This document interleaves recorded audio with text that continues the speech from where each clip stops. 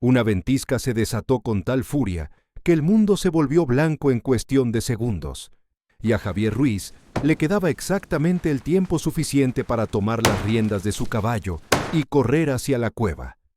Estaba revisando sus trampas cuando la temperatura cayó 20 grados en el mismo número de minutos. El cielo adquirió el color de los moretones antiguos. El viento soplaba del norte, como el aliento de algo antiguo y hambriento. Y la nieve no caía, atacaba, horizontal, cegadora y mortal.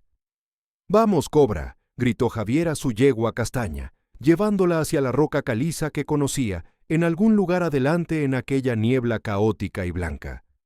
«¿La cueva? Debemos llegar a la cueva». El caballo lo seguía, confiando, aunque solo podía ver unos pocos pasos adelante.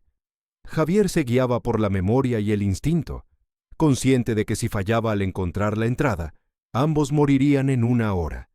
No era una tormenta común, era una ventisca mortal, de esas que enterraban aldeas enteras, y que solo se descubrían en primavera, cuando la nieve se derretía y aparecían los cuerpos congelados.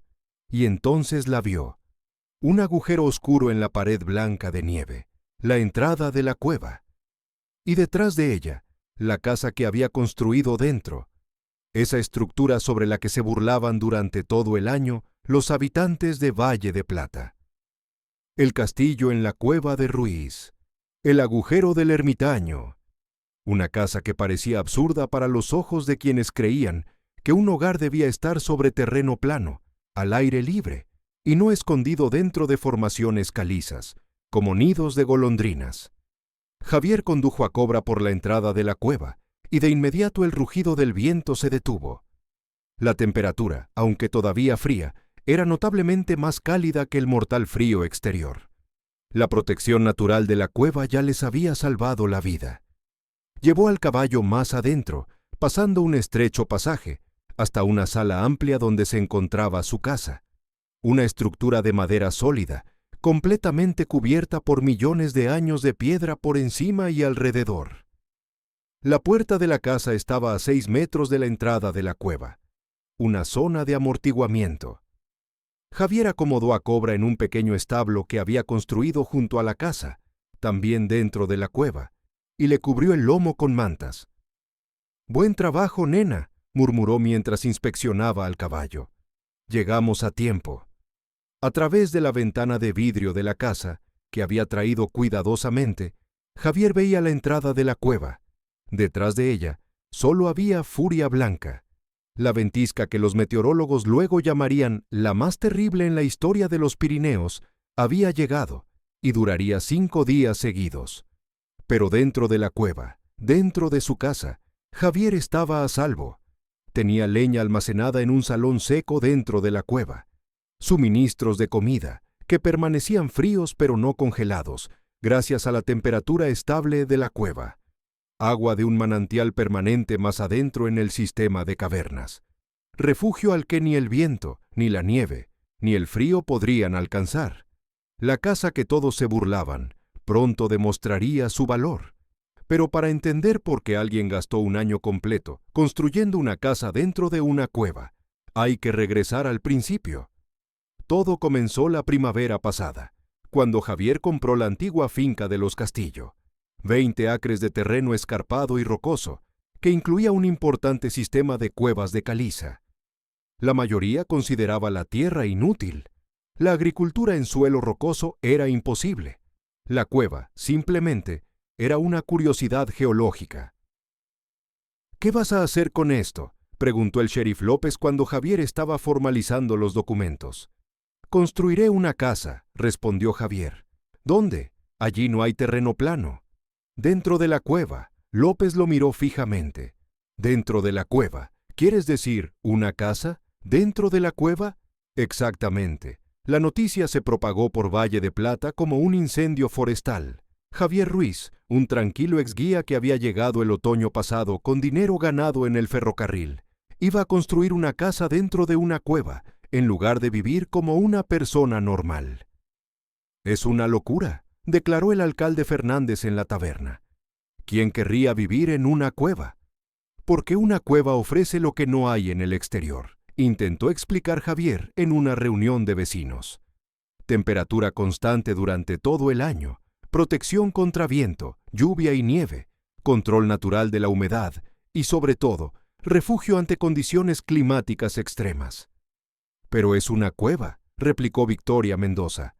«Oscura, húmeda, probablemente llena de murciélagos. Es incivilizado. Mi cueva está seca y bien ventilada.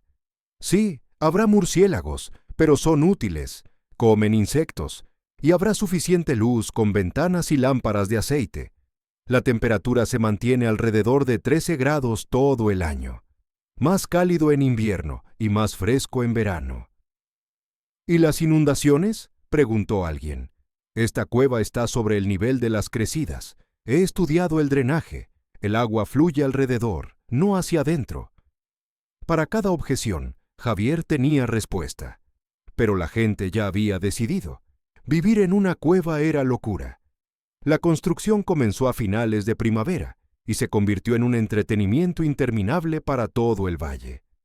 La primera tarea de Javier fue limpiar el salón de la cueva, retirar piedras sueltas, nivelar el suelo, evaluar la estabilidad del techo.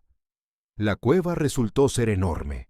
La sala principal, donde planeaba construir la casa, tenía más de 9 metros de ancho y 6 metros de alto, con un arco natural que llevaba allí miles de años. Ruiz juega a ser hombre de las cavernas, se convirtió en broma común. Alguien dígale que hace siglos que dejamos de vivir en cuevas, planea hibernar allí, pero Javier continuó sin prestar atención a las burlas.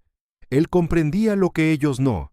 La cueva no era un hogar primitivo, sino una construcción natural, cuyas propiedades ninguna edificación humana podría replicar. Construyó la casa con gran cuidado. Utilizó vigas resistentes para las paredes, creando una estructura sólida dentro de la cueva, como una casa dentro de otra casa. El techo lo hizo con ligera inclinación para manejar la mínima humedad. Instaló una verdadera puerta, ventanas a ambos lados, mirando hacia la entrada de la cueva para aprovechar la luz, e incluso un pequeño porche. La chimenea fue ingeniosa. Conducía el humo a través de una grieta natural en el techo que llegaba a la superficie. Javier comprobó varias veces la tirada. El humo se iba discretamente, sin dejar rastro exterior. Para el caballo construyó un pequeño establo junto a la casa, también dentro de la cueva. Cobra tenía refugio, heno y protección contra depredadores y el clima. «Está construyendo toda una finca en un agujero», decían los vecinos, negando con la cabeza. «¿Y si la cueva se derrumba sobre él?», preguntaba Victoria Mendoza. «Este arco ha resistido miles de años», respondía Javier. «Y resistirá miles más. Las cuevas de caliza no colapsan si no se las destruye deliberadamente. Y yo no hago eso». La construcción duró todo el verano. Poco a poco, el refugio en la cueva de Javier tomó forma. Agregó detalles que mostraban planificación meticulosa. Despensas en nichos naturales, bodega en una sala más profunda con mayor estabilidad térmica, sistema de recolección de agua del manantial de la cueva, conductos de ventilación aprovechando corrientes naturales de aire. A finales de otoño, la casa estaba lista.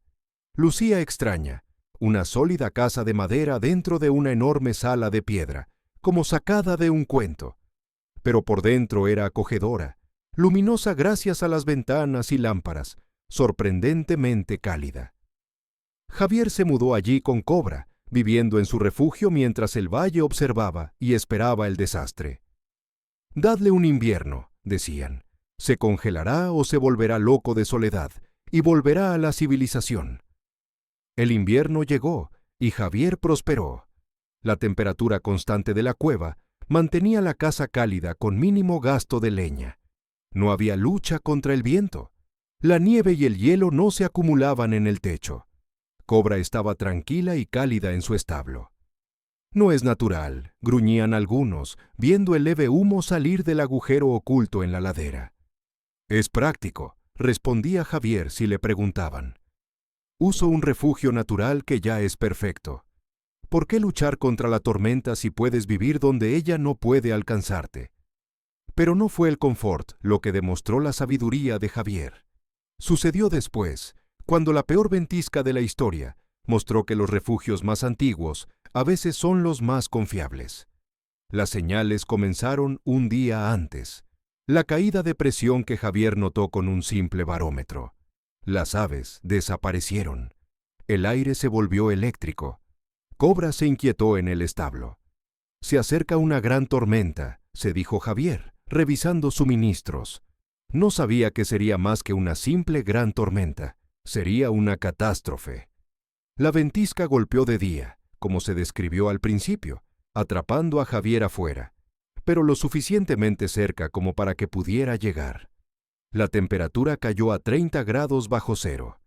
El viento superaba las 60 millas por hora, con ráfagas mucho más fuertes.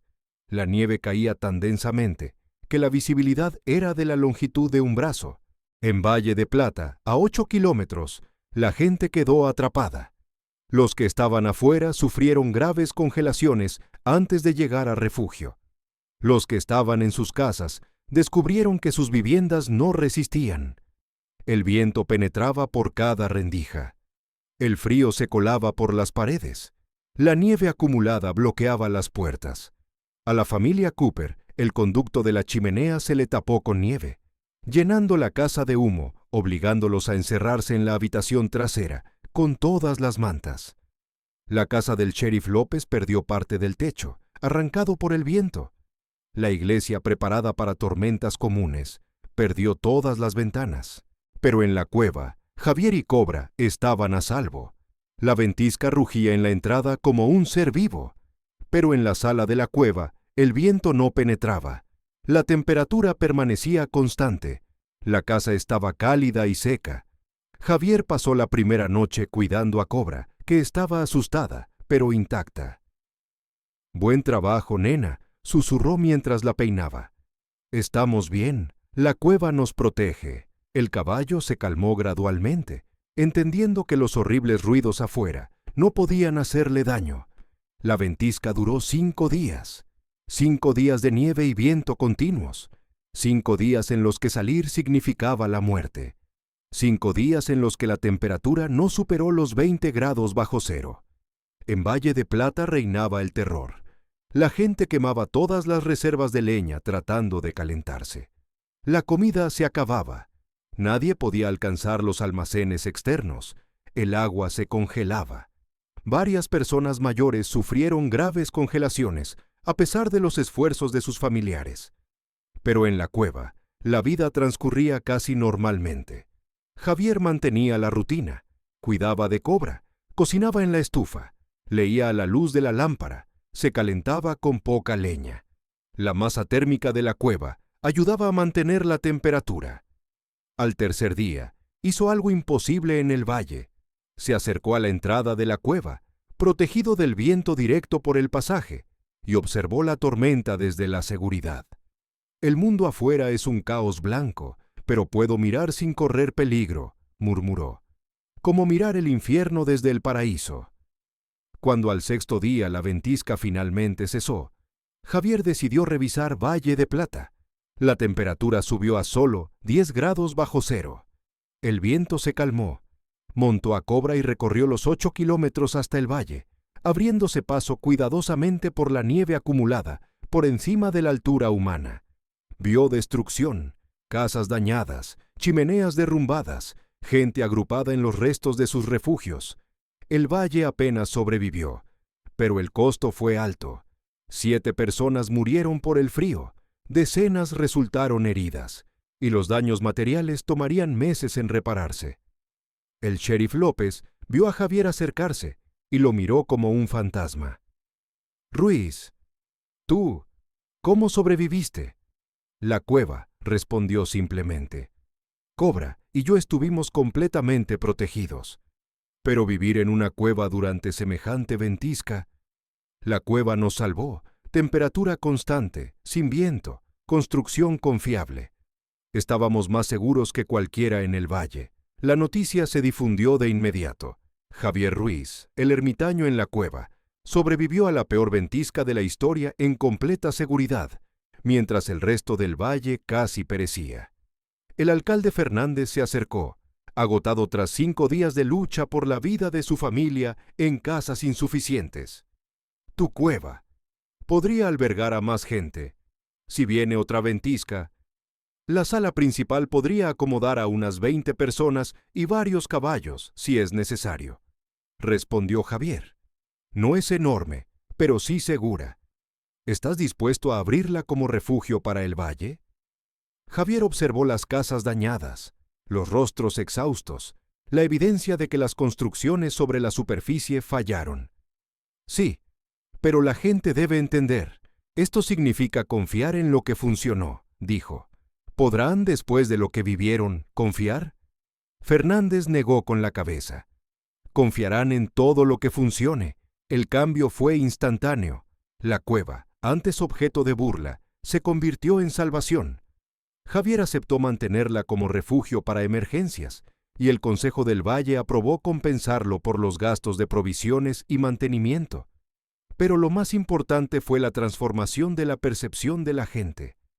Varias familias pidieron a Javier que les ayudara a localizar cuevas en sus terrenos para reforzarlas o usarlas. La idea de vivir en cuevas pasó de absurda a revolucionaria. Tomás Vargas, constructor del Valle, vino a estudiar la construcción de Javier. Necesito entender, confesó. Llevo 20 años construyendo y mis casas apenas resistieron. La tuya dentro de la cueva soportó todo perfectamente. ¿Qué estoy pasando por alto? No pasas por alto nada en la construcción, explicó Javier. Pasas por alto el lugar. Una casa bien construida en terreno abierto es vulnerable. Una casa simple en una cueva protegida está segura. No se trata de la edificación, sino del entorno. En los meses siguientes, mientras Valle de Plata se recuperaba, el refugio en la cueva de Javier se convirtió en modelo. No todos construyeron en cuevas, había pocas adecuadas, pero la gente aplicó los principios: buscar protección natural, construir en lugares resguardados, comprender que enfrentar la naturaleza directamente es menos eficaz que aprovechar sus ventajas. La cueva se convirtió en un recurso común. Ante la amenaza de clima extremo, las familias llevaban a ancianos y niños al refugio. Javier agregó camas y almacenes de provisiones. Años después, cuando un periodista visitó el valle para escribir sobre la comunidad que aprendió a resguardarse del invierno, Javier dio la entrevista desde su casa en la cueva. Cobra estaba tranquila en el establo cercano.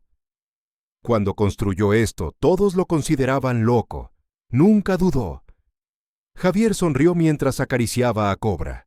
Todo constructor duda, pero estudié las cuevas, sus propiedades. Hice cálculos de estabilidad térmica y protección contra el viento. Sabía que funcionaría. Sus burlas se basaban en suposiciones. Mi confianza estaba en el conocimiento. ¿No lamenta la soledad de vivir lejos del valle? No estoy solo, estoy protegido. Esa es la diferencia. Y tengo a Cobra. Es mejor compañía que muchas personas, y nunca se burló de mi cueva. El caballo resopló suavemente, como aprobando, y Javier rió. ¿Qué les diría a quienes consideran primitiva la vida en una cueva?